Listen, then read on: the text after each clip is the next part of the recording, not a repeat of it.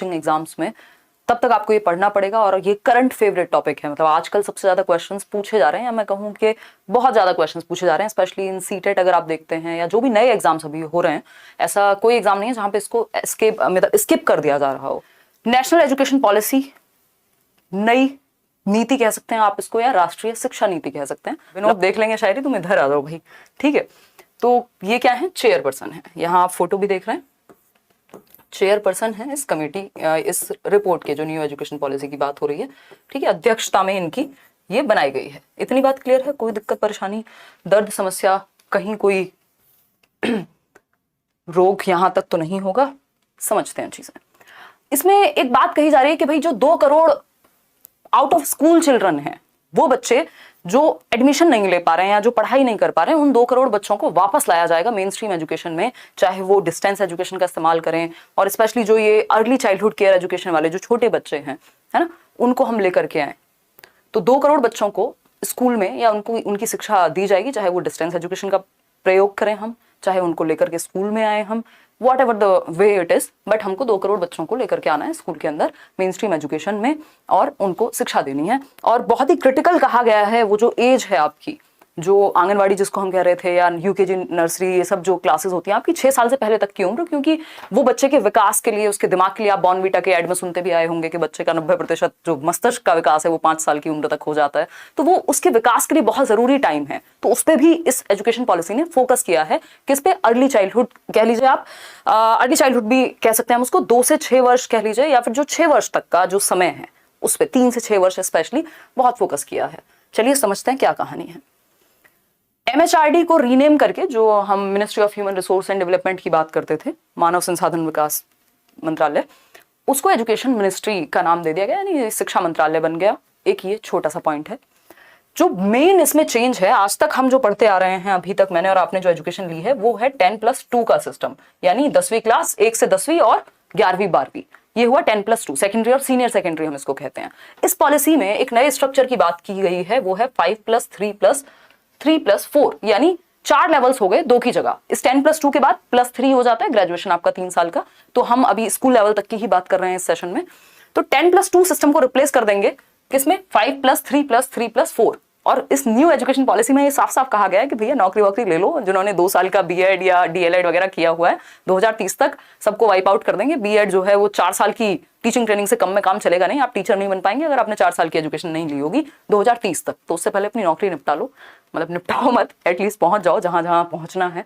तो 5+3+3+4 ये है नया फॉर्मेट, ये दिमाग में सेट हो जाएगा। अभी लग रहा होगा कि यार ये बार बार देख तो बहुत बार लिया, दिमाग में सेट नहीं हो रहा, उसको भी समझेंगे। मैंने बहुत शॉर्टकट्स भी निकाले हैं, मतलब निमोनिक्स जैसा कि हम यूज करते ही हैं, ठीक है जी। अगर हम बात करते हैं FPMS से, याद रख सकते हो आप इसको, जिसको foundational stage, preparatory stage, middle stage और सेकेंडरी स्टेज की अगर हम बात कर रहे हैं, ठीक। टीचर एजुकेशन पे विशेष ध्यान दिया गया है कि भैया जो लोग प्रॉपरली ट्रेंड नहीं है, प्रोफेशनल्स नहीं है, या ऐसे टीचर एजुकेशनल इंस्टीट्यूट्स भी, टीचर ट्रेनिंग इंस्टीट्यूट्स भी जो लायक नहीं है, उनको भी हम सबक सिखाएं अगर वो सही से नहीं काम करते हैं। इवन टीचर्स का प्रमोशन भी जो है वो उनकी मेरिट पे बेस्ड होगा, कि वो कितना बेहतर कर पा रहे हैं काम, उन चीजों पे बेस्ड होगा। ऐसा नहीं है कि एक बार नौकरी मिल गई फिर आप ऐसे आराम से लेट गए सोफे पे या स्वेटर बुन लिया स्कूल में जाकर के, वो नहीं हो पाएगा। लैंग्वेज यानी भाषा की अगर हम बात करें, भाषा पे भी इन्होंने बहुत सारी बात की है, मल्टीलिंगुअलिज्म पे बात की है, बहुत सारी बातें पहले भी हो चुकी थी, है ना, जो NCF में हम देखते हैं या पुरानी पॉलिसीज में हम देखते हैं, कोठारी आयोग में हम देखते हैं 3 लैंग्वेज फॉर्मूला, वो सबको भी इंक्लूड किया हुआ है, बट और अच्छी बातें की हैं। इंक्लूसिविटी, समावेशन, SEDGs को इन्होंने एस्टेब्लिश करने की बात कही है। ये क्या कहानी है, इनको अभी समझेंगे। ये आपको फॉर्म्स याद रखनी है, ये याद हो जाएंगी क्योंकि इनसे क्वेश्चन सीधे सीधे देखने को मिलेंगे।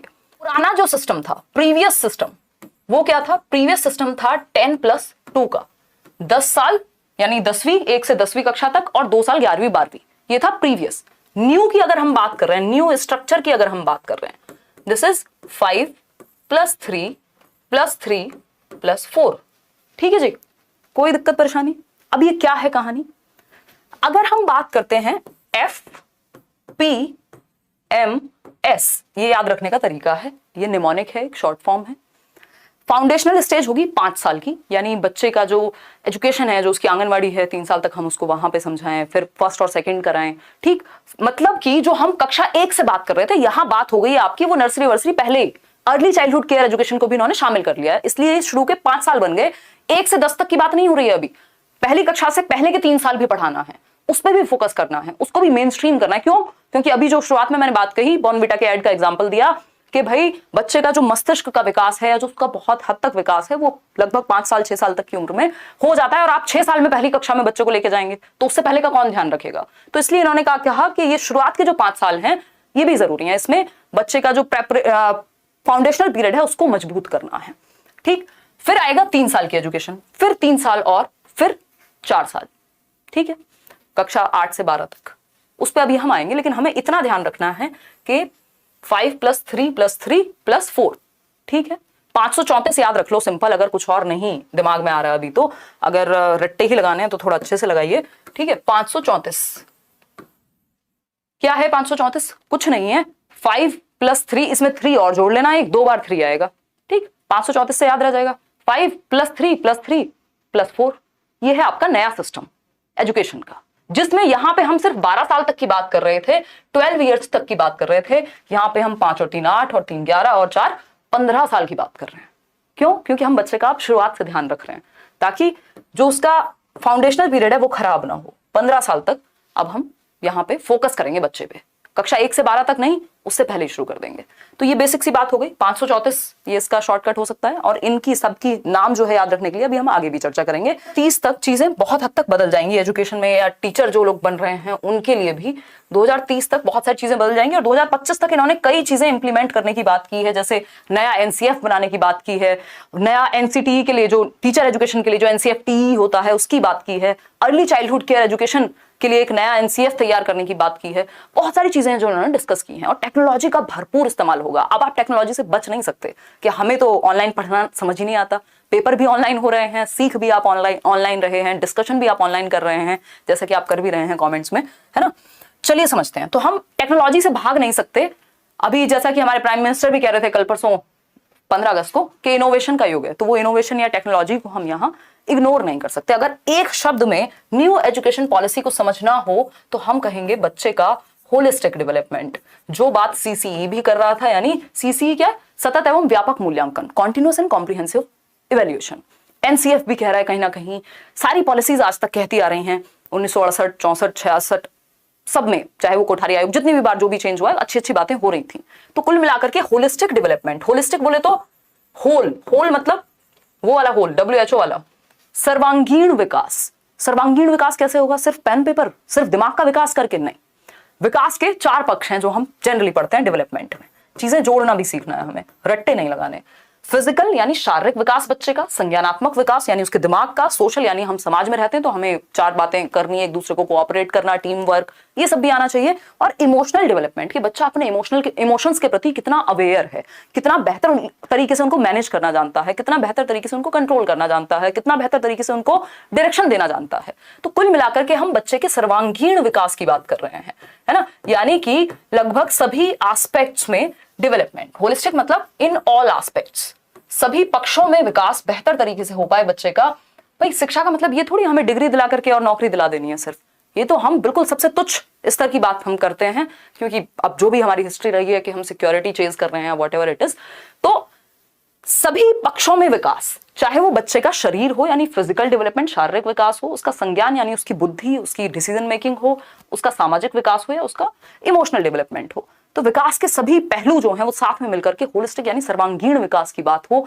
ऐसा एक शब्द में अगर आप नेशनल एजुकेशन पॉलिसी को समझना चाहते हैं तो हम कहेंगे कि बच्चे का विकास सभी पक्षों में। क्लियर है इतनी बात? कोई दिक्कत परेशानी दर्द समस्या यहां तक हो तो मुझे बता दीजिए, अगर है तो फिर क्या, फिर हम यहीं पे अटके रहेंगे, आराम से बातें करेंगे 2-4 मिनट और फिर आगे बढ़ेंगे। तो हमने बहुत ही प्यारी प्यारी सी 2-3 बातें की हैं कि के कस्तूरीरंगन की अध्यक्षता में इसकी पूरी बुनियाद रखी गई, चीजें बनी और इसमें नया फॉर्मेट लाया गया है। 2 करोड़ स्कूल के बाहर जो बच्चे हैं उनको हम सिखाएं, जो छोटे बच्चे हैं उनका हम ध्यान रख पाए। छोटे मीन्स अर्ली चाइल्डहुड वाले, यानी 3 से 6 वर्ष की उम्र के बच्चों का हम ख्याल रखें, ठीक है, उनको भी शिक्षा में शामिल करें, उनको भी स्कूली एजुकेशन में शामिल करें। अब आप ये डायग्राम्स हमारे यहाँ से शुरू होते हैं, कई सारे डायग्राम हैं जो आपके दिमाग में चीजें बिठाने में आसानी करेंगे। और ये जो पीडीएफ है आपको करियरविल ऐप के नोट सेक्शन में सभी के लिए फ्री होगा, है ना। वैसे डेमो लेक्चर के रूप में भी है और यूट्यूब पे भी जो लोग है ही नहीं करियर विल पे या जाना भी नहीं चाहते हैं, तो उस केस में टेलीग्राम पे भी हम अपलोड करा देंगे, कोई दिक्कत वाली बात नहीं है। ठीक है, ऐसी कभी पार्शियलिटी कुछ हुई नहीं है। देखिए अगर हम बात करें, बट बहुत ही प्यारा सा ऐप है, आप जाकर के चेक कर सकते हैं।